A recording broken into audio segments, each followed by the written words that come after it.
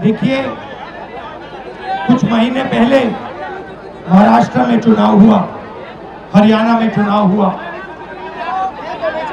लोकसभा का चुनाव हुआ। उससे कुछ ही महीने पहले, लोकसभा के चुनाव के कुछ ही देर बाद महाराष्ट्र और हरियाणा में विधानसभा का चुनाव हुआ।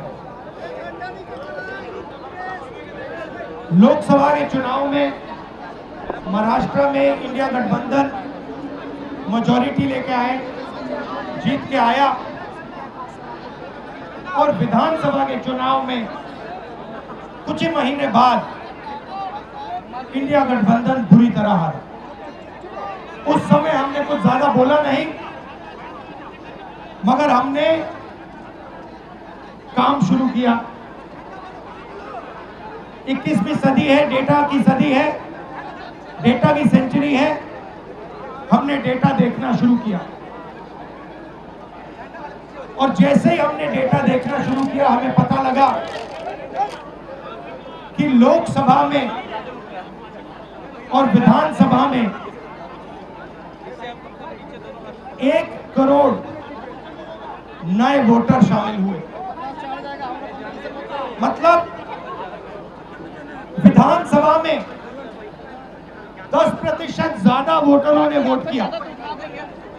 और जब हमने पता लगाया कि ये वोटर कहां से आए, ये कौन है, तो आश्चर्य की चीजें निकली।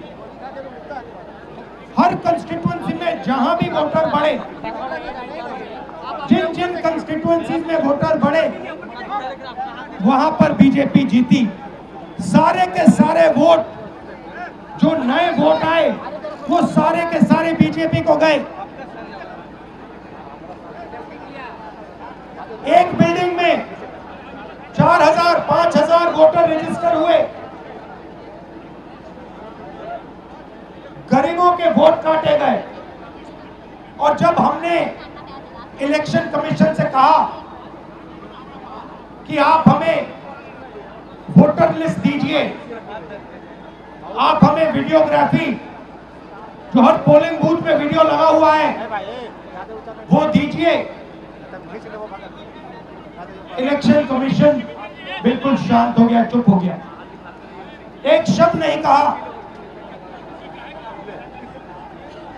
एक बार नहीं, अनेक बार हमने उनसे कहा कि देखिए, कानून कहता है कि हमें वोटर लिस्ट दी जाए, कानून कहता है कि वीडियोग्राफी हमें दी जाए। आज तक महाराष्ट्र की वोटर लिस्ट हमें नहीं मिली। वीडियोग्राफी का कानून बदल दिया क्योंकि वो सच्चाई छुपाना चाहते हैं। यहाँ पे हम आए हैं, 7 मूर्ति हमारे पीछे है।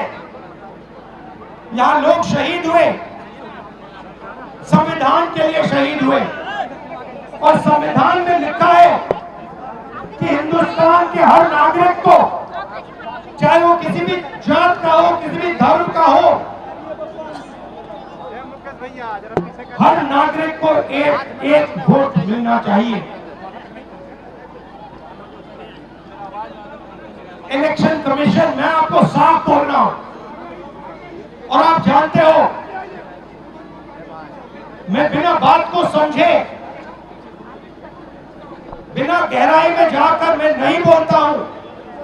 मैं हिंदुस्तान की जनता को और बिहार की जनता को कह रहा हूं कि महाराष्ट्र का चुनाव चोरी किया गया था, और जैसे महाराष्ट्र का चुनाव चोरी किया गया था, वैसे ही बिहार का चुनाव चोरी करने की कोशिश की जा रही है।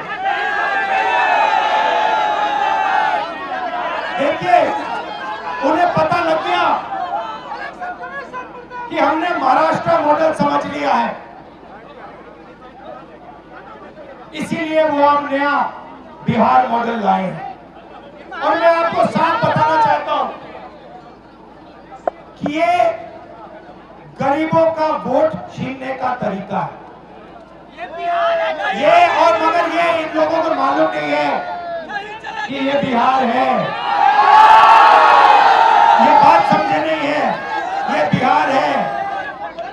बिहार की जनता ये कभी नहीं होने देगी। हमारे लोग इलेक्शन कमिश्नर से जाके मिले, मैं नहीं था मगर सारे नेता गए और मैंने इनसे पूछा आपको क्या लगा, और सारे के सारों ने कहा कि इलेक्शन कमिश्नर बीजेपी और आरएसएस जैसे बात कर रहे हैं। वो भूल गए हैं कि वो किसी राजनीतिक पार्टी के नहीं है, वो हिंदुस्तान के इलेक्शन कमिश्नर है और उनका काम इस संविधान की रक्षा करने का है। और मैं यहां से क्लियर मैसेज देना चाहता हूं, आपको जो करना है करिए, मगर बाद में कानून आप पर लागू होगा। भूलिए मत, आप कितने भी बड़े हो, कहीं भी बैठे हो, कानून आपको नहीं छोड़ेगा। मैं आपको गारंटी दे रहा हूं कि कानून आपको नहीं छोड़ेगा। आपका काम बीजेपी का काम करने का नहीं है, आपका काम हिंदुस्तान के संविधान की रक्षा करने का है।